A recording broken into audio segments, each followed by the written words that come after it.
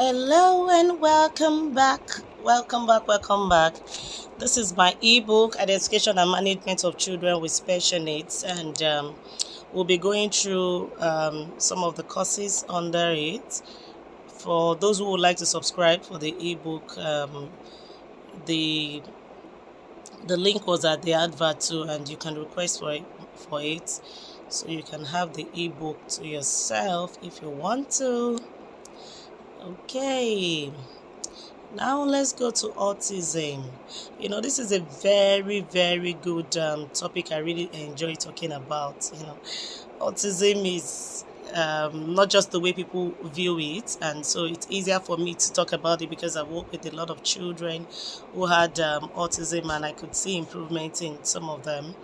And I like to also state that not all special needs are autistic, or not all special needs children are autistic. Now, autism spectrum disorder is an umbrella term we use to identify children on the spectrum. What we mean by spectrum is we are looking at an umbrella term, like you have an umbrella. Just to visualize it, you have the tail. Now, under each of the umbrella, you now have branches. So ASD is actually a general term we use for autistic spectrum disorder. Is a group of disorder, but we now categorize them according to the symptoms we could actually see in each one. The first one itself is the autism we talk about. So let's assume autism is here. We have the ADHD, we have the Rett syndrome, we have the Asperger syndrome, we have the PID, PDD, pervasive developmental disorder, NOS. So let's look at autism itself, because most of the time you likely see children who have autism in school. Wow. Autism itself can be defined as a neurodevelopmental disorder that affects three aspects of a child. So like I said earlier, this is the umbrella term, and we have the Asperger, childhood integrated disorder, pervasive developmental disorder, and so autism itself is what we are looking into now. That picture is the picture of a child with Down syndrome, but I'm using that picture because there's a logo of autism there. That's the logo for autism. Autism spectrum disorder is a neurodevelopmental disorder that affects three major aspects of a child's life. The first one is communication, the second one is social interaction, and the last one is repetitive behavior. You see, if you don't see these three things, let me say it again: communication, repetitive behavior, poor social interaction. If a child does not exhibit these three, that's it here. We have social skills. Autism is characterized by problem with social skills, repetitive behavior, speech and non-verbal behavior. And some children might have ADHD, so that's attention deficit hyperactive disorder. If a child does not show these three symptoms, and so let's look at each of these symptoms. Now, when a child has poor social interaction, the child is unable to give you eye contact. The child is not looking at you the way I'm looking at you on the screen. The child is having problem with shaking hands. The child is having problem with interacting. But some children might have overcome some of all these traits and get to a level where they can do some of all those things. But you just keep watching for those signals or signs you can see in them.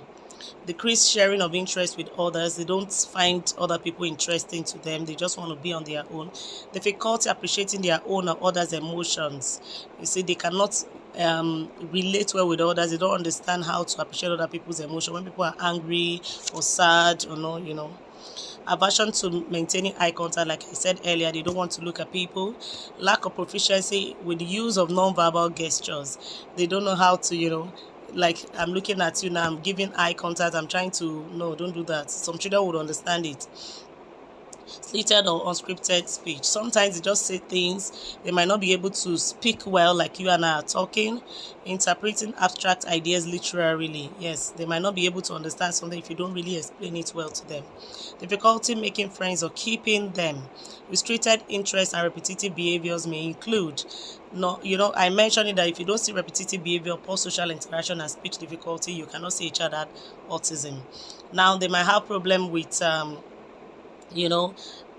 behaviors. They have this repetitive behavior. They do this thing over and over and over. Difficulty coping with change, like the weather is cold, you don't understand why it is cold, or it's too hot. They just react based on that. They might be in a crowded environment because of the noise or the sound. They are not comfortable. They might not be able to stand with other people, and they keep screaming. Like you see, some parents will take them to places like ShopRite, and you see these children trying to throw tantrums because they are not used to that environment. They don't know how to cope. Excuse me.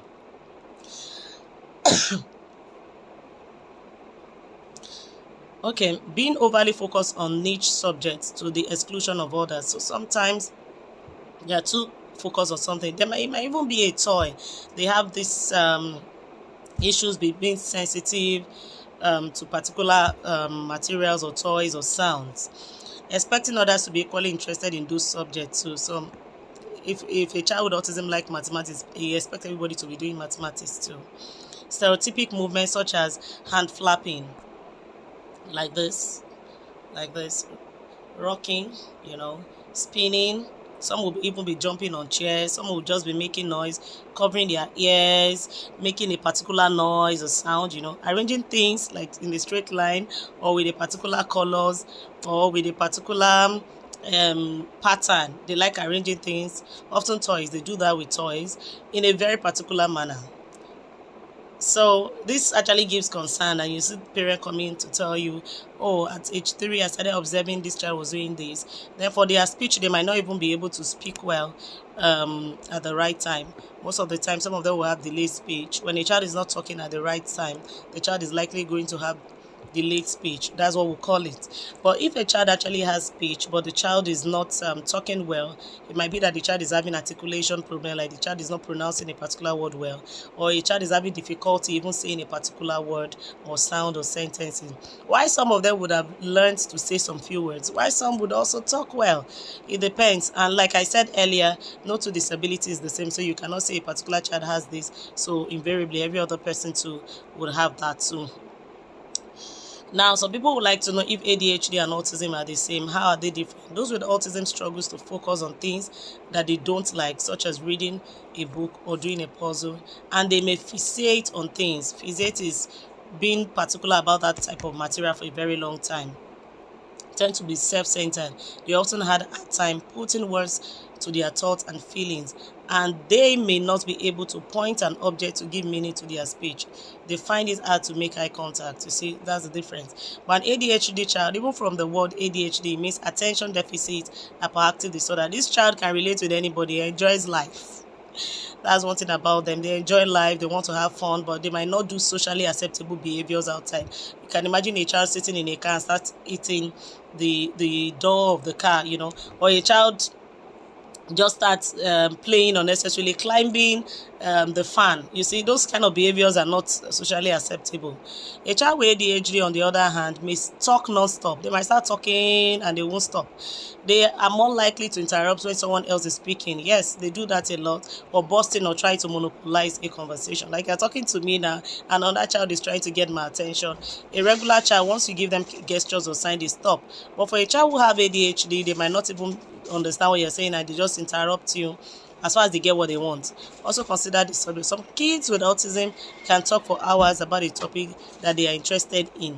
An autistic child loves order and repetition. But one with ADHD doesn't like it. They don't even like doing things over and over. They just want to have fun, touch everything. And doesn't even if it helps them. A child with autism might want the same type of food at a particular or favorite restaurant, for instance, or become overly attached to one toy, yes. Or they will become upset when routines are changed. For most ADHD, what you realize is that this child has attention problem. You're talking to the child, the mind of the child is going elsewhere. The child cannot concentrate, is doing so many things. Some children with autism would also have ADHD too. Yes, they might also have ADHD too. But a child with pure ADHD will be hyperactive. Those are part of things you see. They tend to be jumping up and down. They cannot concentrate. They cannot learn. They usually will have learning disability too at the end of the day. So most of the time it's important that you try as much as you can to understand the difference before you start saying, oh, this is the treatment plan. One is actually attentive to some extent, and would have a repetitive behavior. Sometimes, if they have comorbidity like multiple cases of disability, they might also show traits of both. But the ones that is just pure autism will have communication problem with social interaction, and will do things often, repetitive behavior like particular toy, or be folding things, be making a particular noise like flapping of hands, doing certain things, But a child with ADHD, on the other hand, will have attention span problem, hyperactivity. Those are major things you see in them. So let me stop here so that we can ask questions, and we will move to the next class soon. Thank you.